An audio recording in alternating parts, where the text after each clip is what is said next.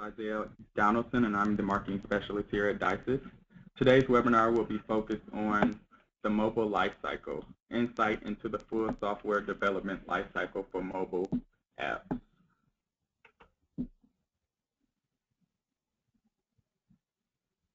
If you would like to find out more information on DISYS and the services we provide, please visit our webpage at disys.com or one of our many social media pages. We have muted everyone, so those who have questions for our presenters, we encourage you to ask your question via Twitter with the hashtag #GoMobileWebinar. It can also be found on each slide towards the bottom if you forget. For those of you who do not have Twitter, you can post your questions in the chat box located in the GoToWebinar panel towards the bottom.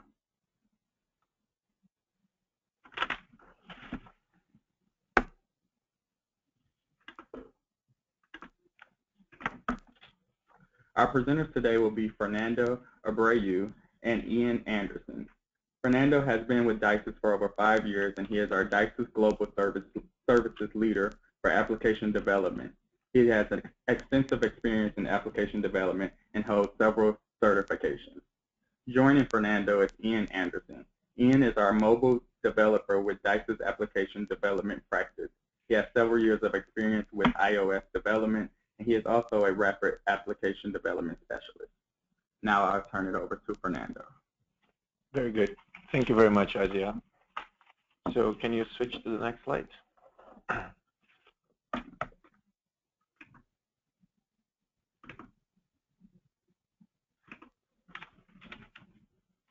Okay, Ian, you bringing it up?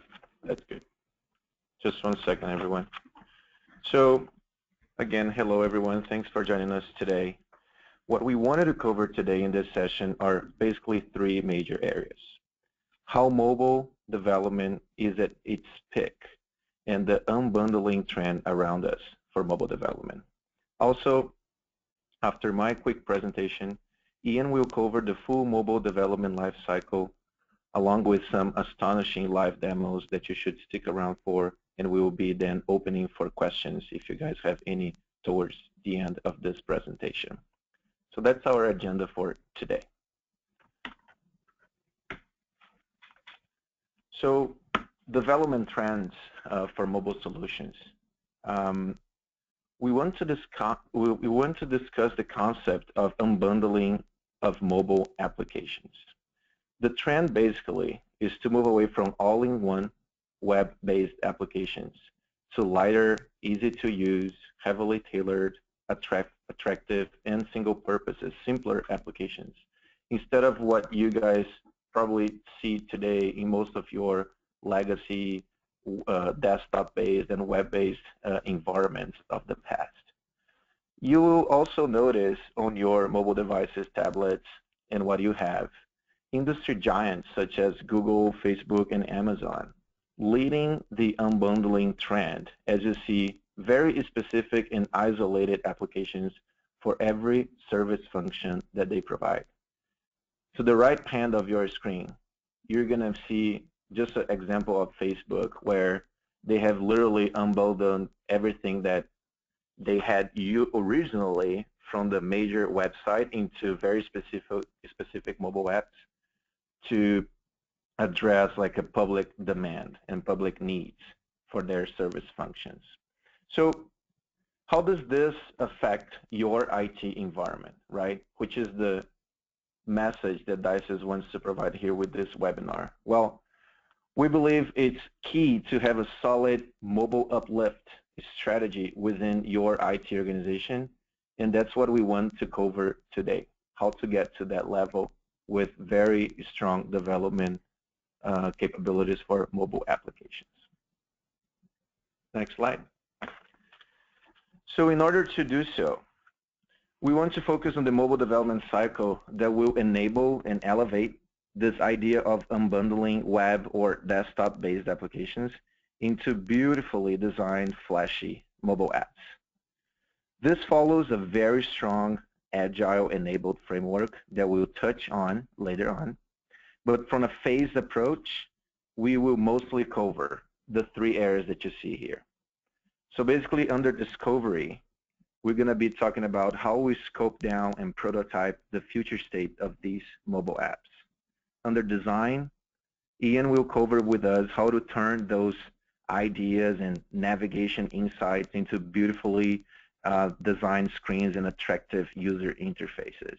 And then obviously the development, which is the full engineering cycle and coding of those mobile applications. This is the cycle that we want to cover today. And with any further ado, I'll give it away to you, Ian. All right. Thank you, Fernando. So first, I'd like to go over the discovery phase. Here, there's really three components to our methodology: understanding requirements, the wireframing and prototyping phase, and then lastly, the RAD, or Rapid Application Development, Deployments, or prototypes that we build here at DISYS. And you'll see that we invest a lot of time and resources into this phase, and we're going to show you why. So first is the requirements gathering or requirements analysis phase. This is an essential piece of any project, internal or external. Internally, if you're developing an application, you really want to define the objectives and purposes of the application. So what are the business cases? What are the use cases? What is the vision of the application? Alternatively, you could be developing reusable assets or intellectual property, IP as we like to call it, things that you can leverage internally and use in the future to accelerate development. And you're going to see that in a later demo that I provide. For external projects, you really want to understand your client and their objectives. This varies, of course, between project to project immensely. So on one end of the spectrum, you're going to have some clients that haven't done mobile before. They have zero mobile presence, and they just want to find out what it's all about. They're experimenting. They're testing the market. They're probably seeking price gauges. They want to see what's going on in mobile. These are challenging because it's really vague, but you really have to do the best you can to see what they want and what they're trying to get out of this in this phase. On the other end of the spectrum, you might have clients that are very experienced in mobile, that might have pre-existing wireframes, well-defined requirements, the functionalities are mapped up. They could be experts in mobile. So really it can go anywhere or somewhere in between. But really, if you neglect requirements gathering, this greatly increases the risk of project failure. This could be caused by poor business processes, requirements gathering without the proper stakeholders, the clients and the end users involved, and only participating within the technical team. This could lead to disaster. There could be poor documentation and understanding of requirements. And some of the risks associated with this, there could be missed project deadlines, of course, lost development time, a poor representation of the client's vision, and you could miss or misinterpret the functionalities. So these things, they can be missed in the discovery phase, and they might not even be noticed, but they will come back and harm the project in future phases. So you really have to invest a lot of time into your due diligence in this phase.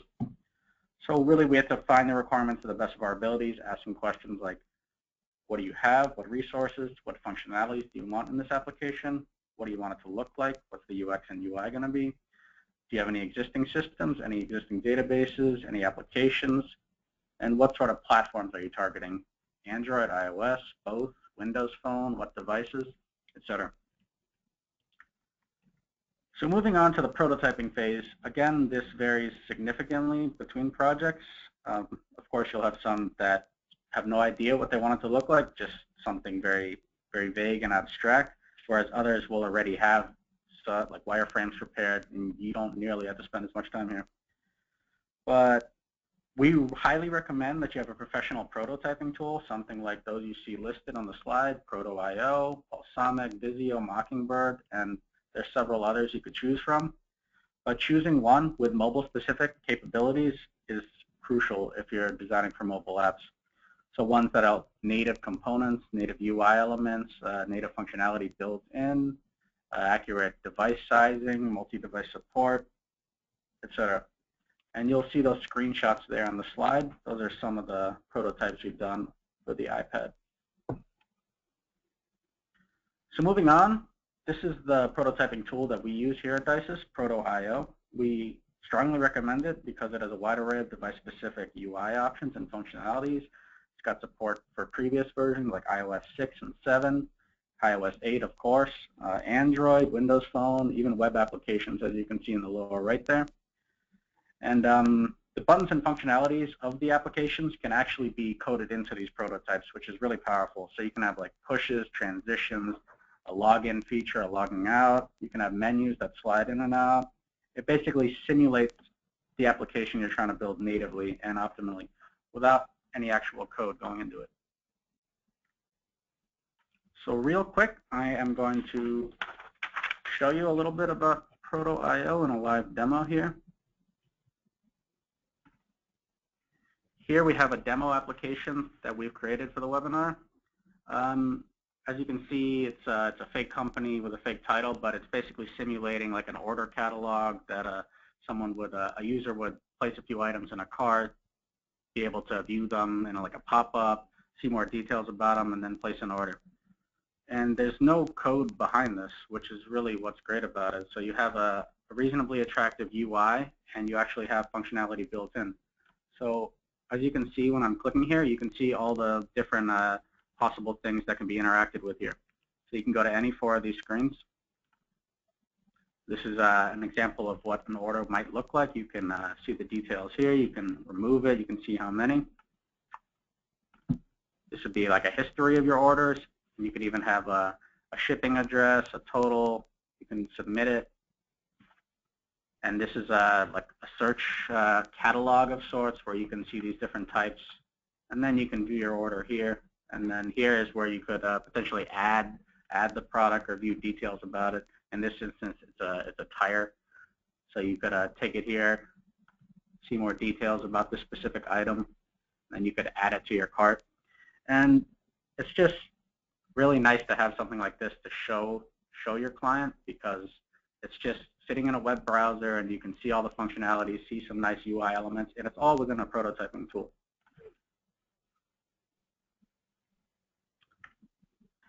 So the last part of the discovery phase, and really the bread and butter of DISYS, is our differentiator here, our rapid application development prototypes, or RAD deployments.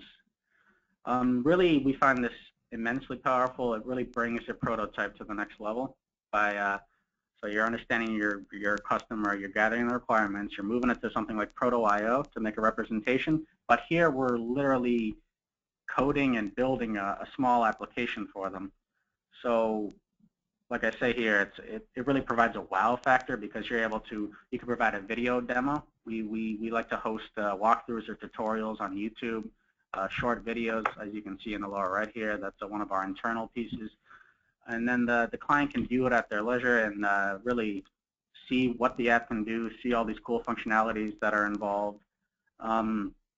In a best case scenario, we like to arm our sales executives with the application by deploying it ad hoc to their device, their iPhone or their iPad, and bringing it into the meetings with the clients. And then they're able to pop open the app and actually see some of these things that we worked on. And really, all of this is important because it shows not only that we performed our due diligence, we gathered the requirements, we demonstrated the understanding, went through the wireframing and everything, but it really exemplifies not only our capability and our skills, but our dedication. And every one of these RADs we've done has been very well received by clients. It's very pleasing to them. If we provide a video demo, sometimes they can share with management if they want to enhance buy-in. It's just strongly recommended, and it's very powerful. Of course, it is a little more time-consuming. There are more resources being allocated before the project, but ultimately, we think that investing all this time and effort in the discovery phase is worth it, just because all these benefits that I've listed here. The buy-in is very powerful. It benefits both parties, because not only does it demonstrate approval from the client, but it also tells us that our interpretation and our vision of what they want was a success, and the prototype was a success. And lastly, these RADs that we do can be leveraged in the design phase and in other deployments, because we can really learn a lot from these things. But you'll see in the design phase how we can go back to these to this work we do in discovery and really accelerate our development. So that's it for discovery. Just want to reiterate really quickly, if you have any questions, please feel free to submit them in the chat box or tweet to the hashtag you see at the bottom, GoMobileWebinar, and I'll be moving on to the design phase. Very nice. So in the design phase, we're really planning and finalizing the product vision. So the project's been finalized, and now we're going to create a project plan, a project schedule, assemble a technical team, set up the environments, finalize the requirements, and leverage the work that we did in the discovery phase that I've been talking about. So first we have the inception. Here we're creating the project plan and project schedule. We're creating a WBS, or work breakdown structure, to provide details on every single task and how we're going to execute it. We gather the required technical resources. Of course, this varies significantly from project to project depending on scope. Incredibly important is to manage expectations with the client and manage scope creep. So I'm sure you all know, but any technical project, any software development encounters scope creep. So you're going to have new requirements, new changes, new features being added, a different interpretation. All of this will occur, and you really have to have a plan in place to deal with these changes. So we have a CMR, change management request, in place to handle anything that comes up in the project and how it's going to affect project plan, project scheduling, budgeting, etc. Additionally, you have to plan for the integration of any existing systems if it's necessary, if there's any existing applications or back-end servers, if they have a mobile web app or just a web server. All these things have to be accounted for. You also have to account for data management and syncing to ensure a smooth flow between all the different platforms and systems. So Android and iOS, or web, or all of the above. The data has to be flowing smoothly live between all of them. And lastly here, you really have to finalize the deployment targets. So you're going to have to determine exactly which platforms and devices are being targeted here. So is it Android only, iOS only, both, or BlackBerry and Windows or Symbian going to be involved? Not only that, but the versions. Is it going to support iOS 7, iOS 6, or is it only 8 Plus, which is the current? Are you going to support the upcoming iOS 9 release? These questions have to be answered in this phase. And the other decision that has to be made here is whether you're going for native development, hybrid development, or web development. So here, if you're going native, you're going to have the most costly but the most optimal performance in terms of usability, in terms of functionality, and in terms of UI and UX and integration. It'll be beneficial for future releases as well. If you go hybrid, you'll have an initial single code base, and this can accelerate development and be a little cheaper, but you might have problems with future releases and integration, especially as the other systems update. So it's not quite as scalable or easy to add enhancements in future releases, but it is cheaper and more cost-effective for the first release. And lastly, there's the web or HTML5 option to create a mobilized version of basically a website. This is the simplest of the solutions, but it would be the least robust. So moving on to the prototyping phase, here is where the technical work begins. So we really want to begin the wireframing, the UX work as soon as possible to ensure timely delivery of our assets to the development team. So in this phase, you work really closely with the client team to make sure you're designing what they want. We try to limit the number of UI and UX cycles to accelerate the process, usually 2 to 3, depending on the project. And you really have to provide exact details and specifications for all of your assets for the developers. So things even like exact pixel sizing, 2x, 3x versions for retina displays. Everything has to be very exact. You want RGB codes to have the exact color. Custom icons, if those are necessary, rather than the default native icons, you're going to need those. And this is going to be for both iOS and Android. And of course, if you're going for phone and tablet, you're going to need a whole new suite of assets. So you have to take that into consideration. If there's any integration necessary with existing client systems, we're going to have the walkthrough here. We're going to determine what exactly they have in place, plan for the integration, if they have any existing APIs or databases that need to be synced. We really have to figure out how we're going to integrate that with the mobile app we're developing here.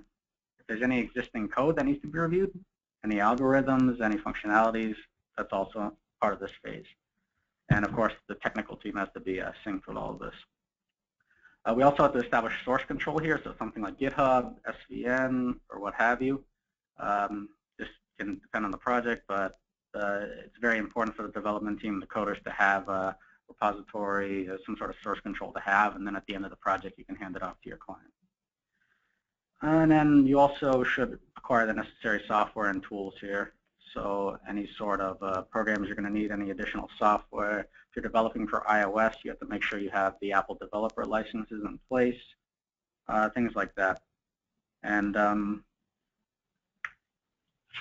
lastly, in the design phase, we really can't emphasize enough that you should leverage any existing assets. So as I was talking about earlier in the discovery phase, all the work you did of the requirements gathering, the wireframing, and especially the RADs, all this work can be leveraged here. It can be huge in terms of accelerating development, and of course this is usually favorable with our clients. It'll save development time, it'll save resources. It's very powerful. And this depends on project to project, but if they have any existing data, any systems, any functionalities or algorithms specific to them that can be reused or re-implemented, this is also the time to discover them. So that's about it for the design phase. Again, please feel free to ask any questions. And now I'll be moving on to development and handing it off to Fernando. Thank you very much, Ian. Super insightful. The discovery and design phase and ways that we can go about them. I believe the messaging that we're trying to get out here is DISYS and everyone in the market is very well aware of how costly software development projects could turn into. And basically, this strategy is trying to mitigate that as much as possible. So at this point, before we touch any production intended code, if you may, we are going to have nearly zero cost into the development cycle, yet having a very strong visibility of how this software is going to run, what is the workflow in it, what is the screens that we're going to be developing, and how the user perceives the utilization of that app. So just to reinforce what Ian was talking about in the discovery and design phase, only now we're going to start doing the actual development and engaging into that more costly piece of it. But at this point, we already know everything that the project needs to go through, go under, which mitigates a lot of the things that he mentioned in regards to scope creep, lead time to have this application published, and also all the discovery that we're going to have to go through to release this application to its intended users. So moving into the development phase, can you switch, Ian? What I originally said in the opening slides were how these projects are heavily based on Agile methods, right? And when we say Agile methods, we really mean the Agile umbrella, and specifically for mobile applications development, we go through Scrum as a framework to manage the project, but then obviously we use D3, which is the design-driven development, and very many times we also use feature-driven development for these types of application development projects. This is something to be kept in mind, that not only Scrum is at play, but also those techniques to accelerate or to build applications based on what the future, or what the future is going to be to the end user. Typically, in a project like this, we'll have a team formation of about 4 or maybe sometimes 8 individuals, depending on the size of the scope that Ian was mentioning before. Obviously, it will be classic to have the mobile developers. They could be specific to one particular native solution, or they could be cross-platform, as Ian was mentioning as well, when we go with like a hybrid development. Usually, we'll have somebody dedicated from a management perspective, which would be namely a Scrum Master or just like a mobile development project manager, and also the UX piece, which is key for any mobile application team. Sometimes, depending on the complexity of the project, obviously we'll have a mobile architect to deal with all the integrations, all the cross-platform development that has to be done, so that the APIs and back-end supporting the application that you see on your device is actually beautifully designed as well as the application that you see. So it's very important to have like an architecture type of individual in the mix. Sometimes there could be like database people involved as well for that back-end piece, providing information to the app level. And then obviously we need a team of QA engineers that are going to be around the solution. So I believe I just wanted to give like everyone our take, our strategy, our belief in regards to running these development projects for mobile solutions following the Agile umbrella. So Ian, back to you. All right. Thank you, Fernando. So moving on to the testing phase. Of course, this is an ongoing process for developers as new features are added to the project. So they're always going to be testing and seeing how the feature is going, creating test cases for each one. And the mobile developers and QA will be thoroughly testing throughout. There's testing tools and suites that sit within the IDEs, the development environments, or as add-ons to development environments, and these are useful for testing for things like bugs, memory leaks, multi-threading, memory usage, etc. The QA team, they can sometimes just assist on the unit tests and serve as manual testers, or it can be more robust. So they can be doing system testing or load testing on a larger scale using something like HP Load Runner or a JMeter. And of course, the QA skill set sometimes overlaps with other skill sets. So the developers, as I mentioned, will be assisting, but sometimes we'll have like a Scrum Master with some QA knowledge or a DBA with some QA knowledge, and they'll be helping out in this part. User acceptance testing, or UAT, with the client team is very important to ensure acceptance and success for the project. Sometimes we'll have test pilots depending on the app. If it's internal for the customer, then we can have their in-house end users testing it. If it's more like a public or consumer-facing product, we might even have test launches in various markets. So we've done that in the DC area and elsewhere, where we've actually launched our first releases in these markets to gauge success for certain marketing-related applications. And lastly, for Android, of course, you can just load the APK file to deploy ad hoc to devices. So you can just zip it, and your end users can load it to their device if it's compatible. For iOS, we use TestFlight, which is built into iTunes Connect solution. That's free. It's powerful for user acceptance and for unit testing in the field, things like LBS, location-based services. That would be like testing your GPS, seeing if things trigger properly at certain locations. All this can be done for free using TestFlight, and it can deploy live to your iOS devices. Moving on to deployment. This is after testing is concluded, no new features are being added, at least for this release, and the application is stabilized. You can see there on the right, this would be a standard deployment timeline that I'll go over. But for Android, you're going to be packaging it as the APK, like I mentioned, and it's quite straightforward. You're going to send it to the Google Play Store. For iOS, you're going to require the developer license, and then you're going to have to stabilize the app, archive it, and package it as an IPA file, similar to what you were doing with TestFlight. But then you have to submit it to Apple for approval. This process usually is 1 to 2 weeks, but this is very important because you really have to account for that if your project end date or release date is sensitive, because if it goes towards 2 weeks and if Apple doesn't approve it, then your release date is obviously getting pushed back. But generally, Apple is pretty lax with their review process, and worst case scenario, if they reject your application, they'll already have the source code on file, or the IPA file at least, and resubmitting a new version to be reviewed is greatly accelerated and only takes a couple days at that point.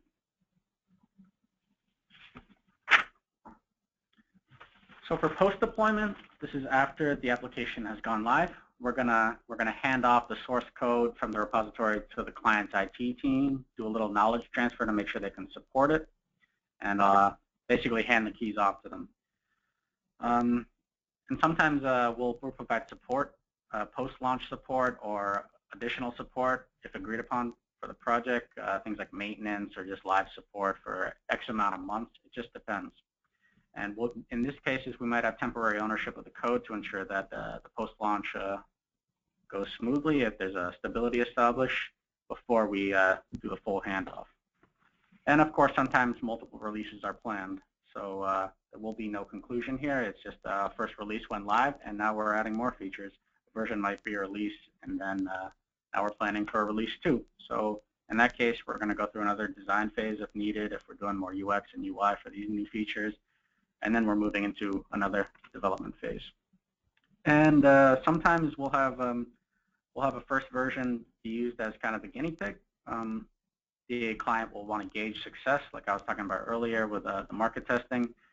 And a future version might be planned, but not official yet, because they want to see if it'll be successful. And in these instances, if the go-to-market first release is successful, we might have future projects, future releases agreed upon at that point.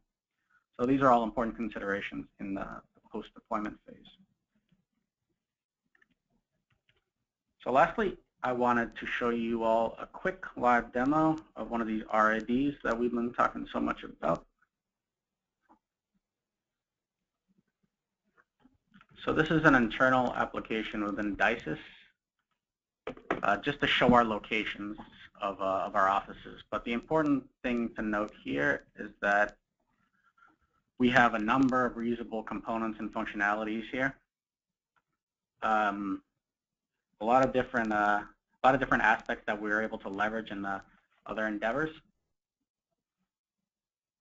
And basically, it's really cool to have something like this. You'll notice that my location is being simulated here in San Francisco. That's just a simulator feature. But all these different aspects of this demo, these can be, like I said before, we could have a live demo of this, which we do have.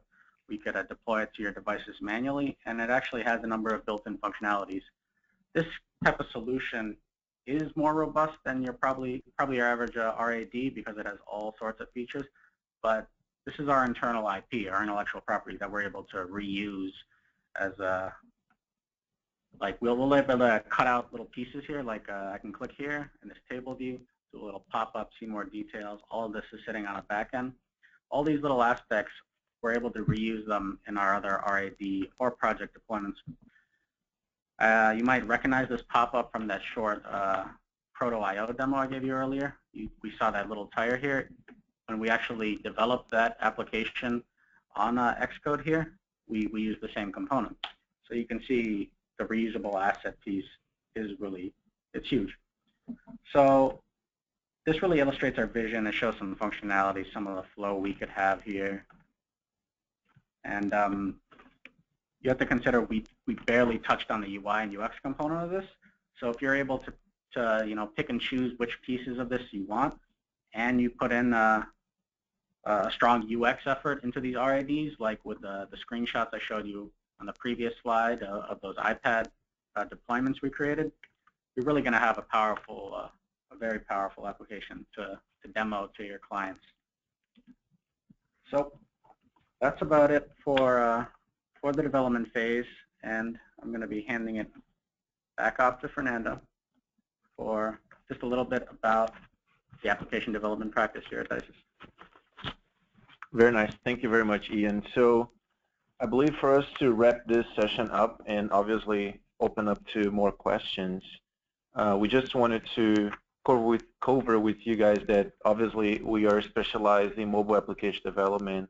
However, the application development practice at DISYS is not solely devoted to mobile apps. We also provide other offerings, which are in regards to application development across any specific technology, but mostly towards Oracle, .NET, SharePoint, ServiceNow, and also Salesforce.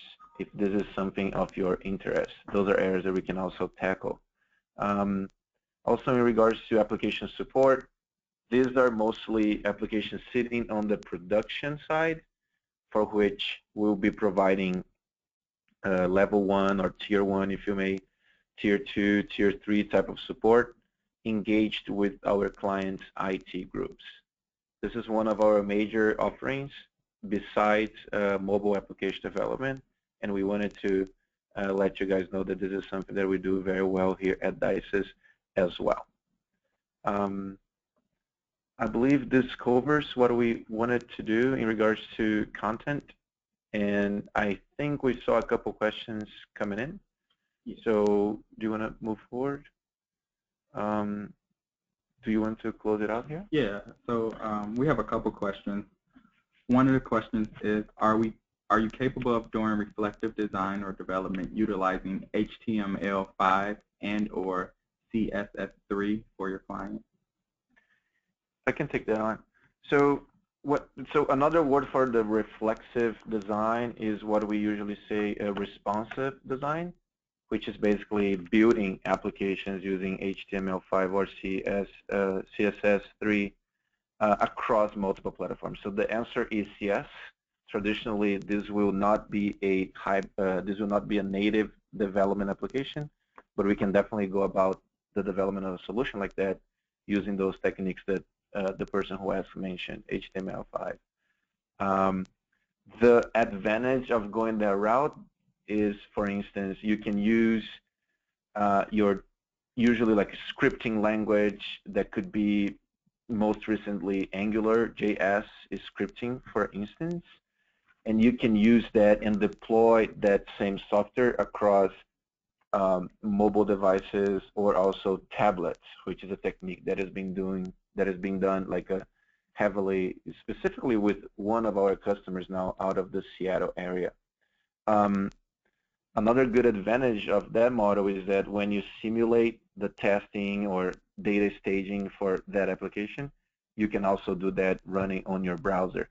Because again, the front end will respond to the size of your screen. So absolutely, the answer is yes, and we would be prepared to take on those tasks. Another question is, how does the ever-changing mobile landscape affect the mobile lifecycle? I believe it affects. Oh, sorry. Do you want to take that one? I can do that one, Fernando. Thank you. So yeah, we hear this one a lot, and basically, we all know that emerging technologies will affect all aspects of IT business in general, and this is especially notable in mobile, because we're always having new mobile devices, new operating systems like iOS 9, new software, things like Swift, which is a new development language on iOS that was just introduced in the last couple of years to replace Objective-C in the long run. We have things like wearables, Google Glass, Apple Watch. So change is constant, right? So I'd say the life cycle remains stable at a foundational level. But the technical resources, developers like myself, the QA engineers, UX engineers, you really have to stay on the ball. You must always, you've got to constantly be learning, staying up to date with these new technologies, adapting to changes, because you really have to know your stuff. And these situations, they might mandate change. So your policies, I mentioned, they have to be adaptable, and this is especially true in mobile, because if you're going to make any changes to policies, any changes to your existing mobile SDLC methodologies, they're probably going to be necessary just due to these new features constantly being added in mobile. Okay. Another question is rapid application development an integral part of the mobile lifecycle? So at DISYS, yes, we think it is, but integral, essential, no, not necessarily. It's not absolutely required, of course, but we highly recommend it. So if you're doing a mobile development effort for a client, as I was saying, it's just incredibly powerful at winning them over, at showing them what we can do, at realizing their vision, gaining acceptance, these kinds of things. Internally, RADs are still really beneficial because they'll accelerate buy-in internally as well. They'll win approval from people within the organization, funding if it's necessary. The The exceptions, I'd say, are those clients that are really well prepared, like when there's a vision that's already extremely well defined. You'll have existing wireframes. The project's already ready for design. In that case, you probably don't need the RID, but you're still gonna, you can't neglect the UX phase. You're still gonna have to run really thorough cycles to make sure everything is perfect. So I also just wanted to mention that RAD is our Agile development technique of choice. There could be other techniques out there that we could go about a mobile development project, such as test-driven, behavior-driven, or in our case here, design-driven development, to make sure that we accomplish the project successfully anyways, right? So I just wanted to make sure that it's something that is there. It's not mandatory, as was requested in the question, but it's definitely something that we like to do because we see a lot of value in that technique while developing mobile applications. Yep. We have another question. Is there anyone using a mobile app with a website, and as items change, it's part of the process to change mobile app if applicable? So if I'm hearing this question right, as we change the web application, how that affects the mobile apps?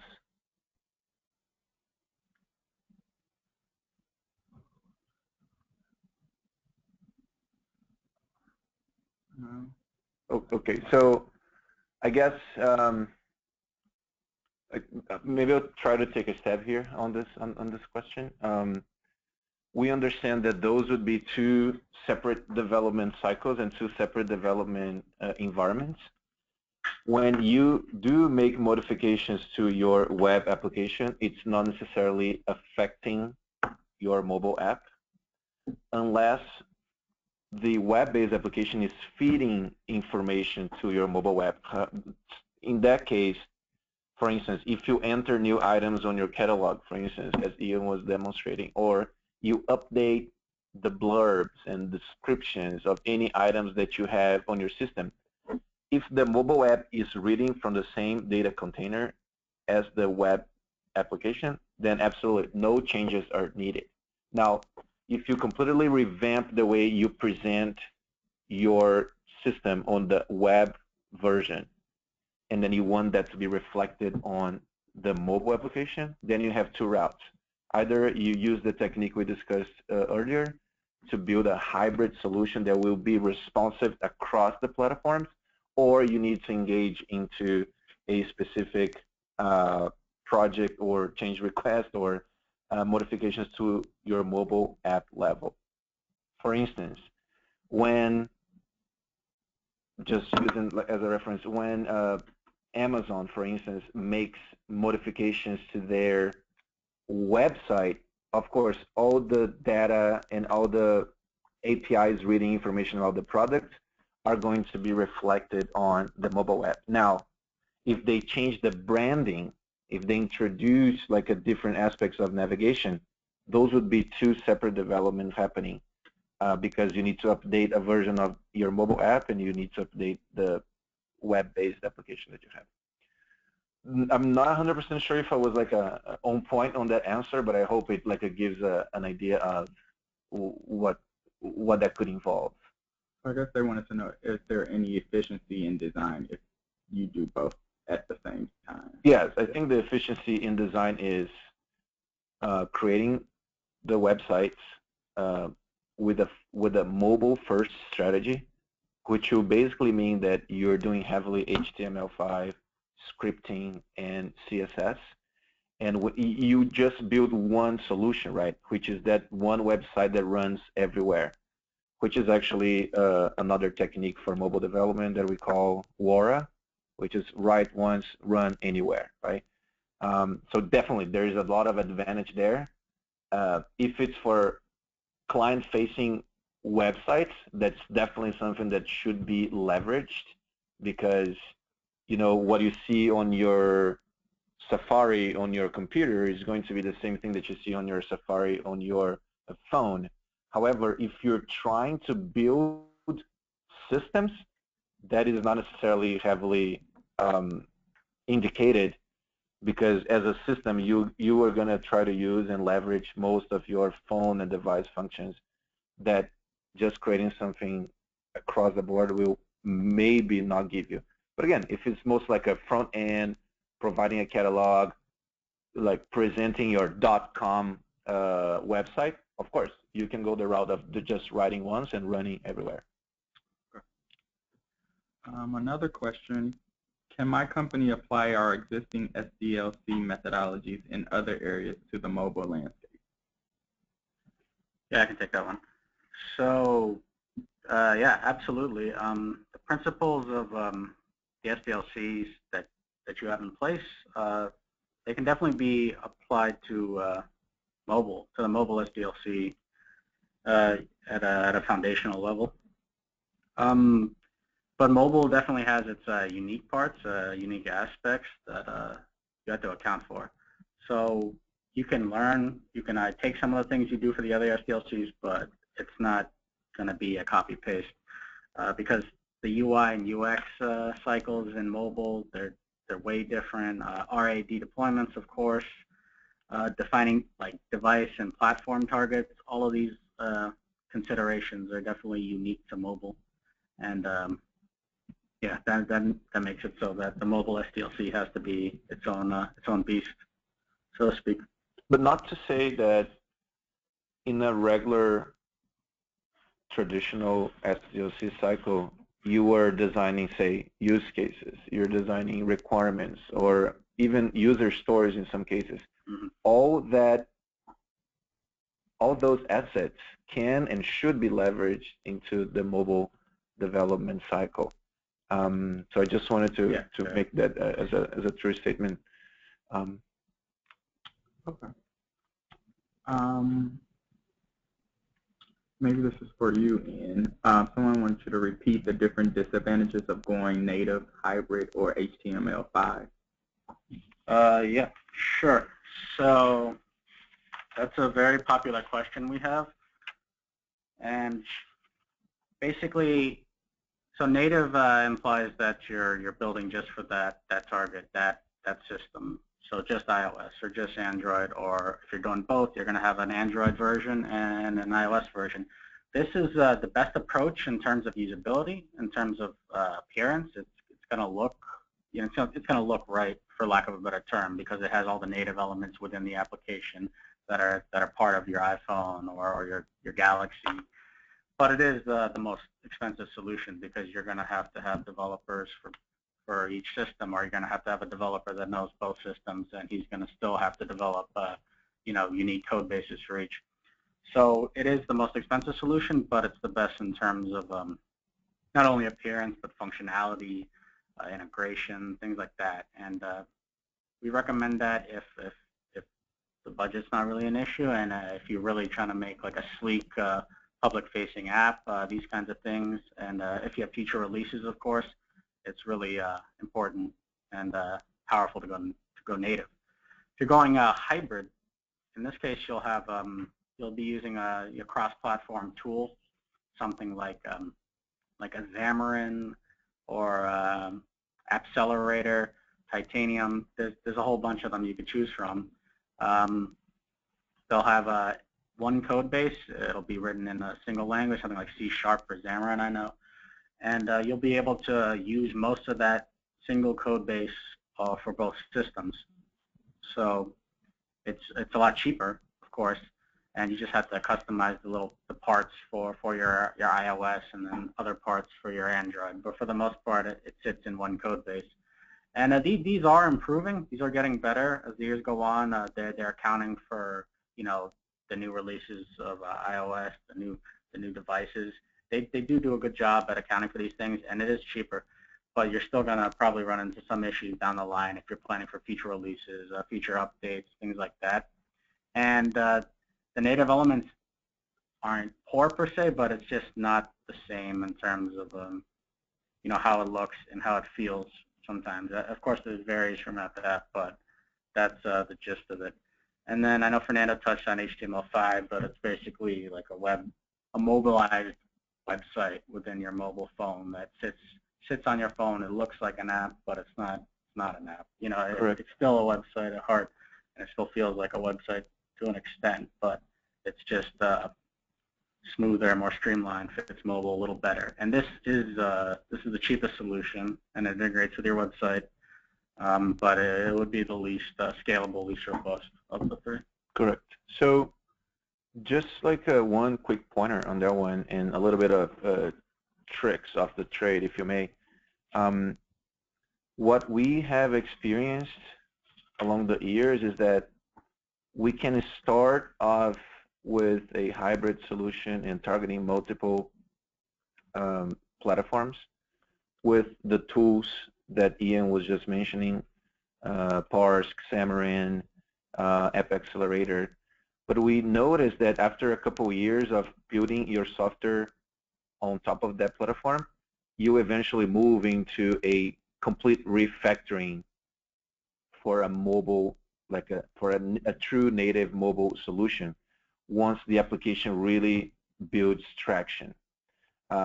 We're not saying that this is the wholly true, but it's definitely something that we experienced internally when those applications get a lot of transactions, they get a lot of user requests, and then the cross-platform is really not your best solution. Also because if you want to really make your application intimate to the Windows Phone user, to the iPhone user, to the Android user, those things are going to change. And if you want to make it like a unique experience to those users, you're probably going to go the native route. So I guess I just wanted to list that out. Okay. I think those are all the questions we have. So thank you, everyone, for attending. For more information, please visit DISYS.com. And if you want to reach out to Ian or Fernando, you can reach them at appdev@disys.com. And remember to stay connected with us via our social media sites. Within the next 2 business days, we'll send out an email with a link to our YouTube page for this webinar recording. Thank you again. Bye. Thank you. Thank you.